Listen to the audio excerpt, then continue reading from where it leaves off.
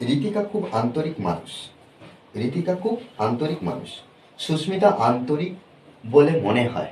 সুস্মিতা খুব আন্তরিক বলে মনে হয়। তারপরে কি, আমার একজন আন্তরিক বন্ধু প্রয়োজন। আমার একজন আন্তরিক বন্ধু প্রয়োজন। তারপরে কি, আমি আন্তরিকভাবে ক্ষমা প্রার্থনা করছি। দেখো এখানে এই যে বাক্যগুলো আছে, আমরা কোন বিষয়টা কমন দেখতে পাচ্ছি, কোন এক্সপ্রেশনটা সব থেকে বেশি, কি না আন্তরিক। কি আন্তরিক। এই যে আন্তরিকটা আমরা কি করব, প্রত্যেকটা বাক্যের ক্ষেত্রে এই ধরনের আমরা কিন্তু যখন নম্র ভাব করি, আন্তরিক কথা দেখাই, তখন কিন্তু এই বিষয়গুলো কিন্তু নিয়ে আলোচনা করি, বলি। তাহলে এখানে কি, ঋতিকা খুব আন্তরিক মানুষ। তাহলে এখানে আন্তরিক বলতে কি, সিনসিয়ার। আন্তরিক বলতে সিনসিয়ার। সিনসিয়ার মানে কি, আন্তরিক। সিনসিয়ার বলতে আন্তরিক। তাহলে এখানে প্রত্যেকটা বাক্যের ক্ষেত্রে আমরা কি করব, এই যে সিনসিয়ার আন্তরিক শব্দটা ব্যবহার করব। ইংলিশে কিভাবে করব, ঋতিকা খুব আন্তরিক মানুষ। তাহলে এখানে ঋতিকা, ঋতিকা, তাহলে ঋতিকা খুব আন্তরিক মানুষকে, তাহলে এখানে ইংলিশের ক্ষেত্রে ঋতিকা হয় খুব, হ্যাঁ ঋতিকা হয় খুব, তাহলে হয় হয় একজন খুব, আ ভেরি সিনসিয়ার পারসন। ওকে, এইভাবে কিন্তু লিখতে পারি, সিনসিয়ার পারসন মানে কি, আন্তরিক মানুষ। হয় খুব, হয় একজন খুব আন্তরিক মানুষ। সুস্মিতা আন্তরিক বলে মনে হয়। তাহলে এখানে আমরা সুস্মিতা সাবজেক্টটা প্রথমে আনবো। তাহলে Susmita, Susmita, Susmita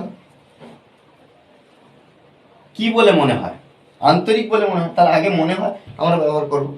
Susmita seems to B.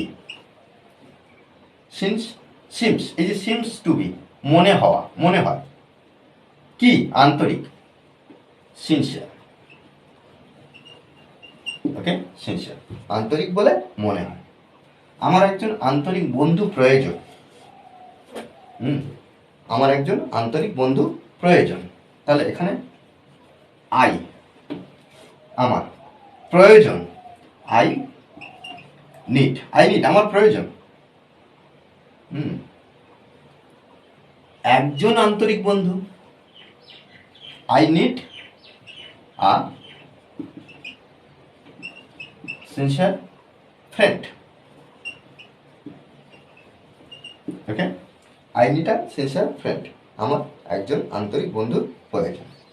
আমি আন্তরিকভাবে ক্ষমা প্রার্থনা করছি। আমি আন্তরিকভাবে ক্ষমা প্রার্থনা করছি। তাহলে এখানে কি, আন্তরিকভাবে, এই যে আন্তরিকভাবে, এই যে সিনসিয়ার, সিনসিয়ারলি, সিনসিয়ারলি আন্তরিকভাবে। তাহলে আই সিনসিয়ারলি আন্তরিকভাবে ক্ষমা প্রার্থনা করা। এই যে ক্ষমা প্রার্থনা করা, এটার ইংরেজি কি, অ্যাপোলোজাইজ। অ্যাপোলোজাইজ, ওকে, অ্যাপোলোজাইজ মানে ক্ষমা প্রার্থনা করা। অ্যাপোলোজাইজের অর্থ কি, ক্ষমা প্রার্থনা করা। দেখো এইভাবে কিন্তু আমাদেরকে সুন্দরভাবে প্র্যাকটিস করতে হবে। আচ্ছা, যে ঘরের কাজ আমি দেবো বলেছিলাম, সেই ঘরের কাজ দেখো স্ক্রিনে দিয়েছি যে বাক্যটা, এই বাক্যটা কি করতে হবে না, আমাকে কমেন্ট বক্সে জানাতে হবে।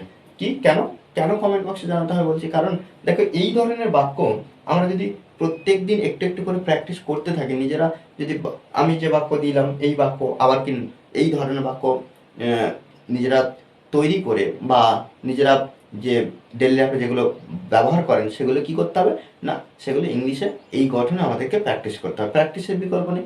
আমাদের একটা জিনিস মনে রাখতে হবে, কি, যত প্র্যাকটিস করব তত নতুন নতুন বিষয়গুলো আমরা জানতে পারবো, এবং সেগুলো আরও সহজে আমরা যে কোনো ব্যবহারে উপস্থাপনা করতে পারবো। ওকে, আর এই ক্লাসটি যদি ভালো লাগে অবশ্যই লাইক কমেন্ট শেয়ার। আর যারা এখনো পর্যন্ত আমার এই চ্যানেল সাবস্ক্রাইব করেননি, তারা অবশ্যই চ্যানেলটি সাবস্ক্রাইব করে পাশে থাকবেন। Okay, thanks for watching this video.